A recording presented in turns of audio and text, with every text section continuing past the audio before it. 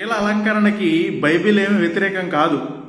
మిమ్మల్ని మీరు ఏ విధంగా అయినా స్టైల్ చేసుకోవచ్చు. మీకు ఇష్టమైన ఆభరణాలు వేసుకోవచ్చు, ఇష్టం వచ్చిన బట్టలు వేసుకోవచ్చు. అయితే అవి మాత్రమే అలంకారం కాదు.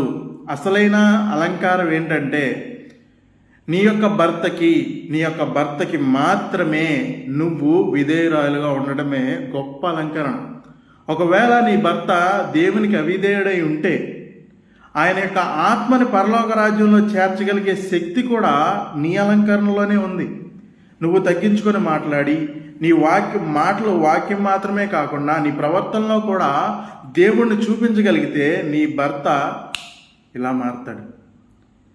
చర్చిలో పాటలు పాడి ఎక్కడికి వచ్చి బూతులు తిడితే ఏ భర్త చర్చికి రాడు. నీ భర్త పరిశుద్ధంగా బ్రతుకుతూ మిమ్మల్ని అందరినీ మంచిగా చూసుకోవాలంటే నీ భర్త దగ్గర నీ ప్రవర్తన మంచిగా ఉండాలి.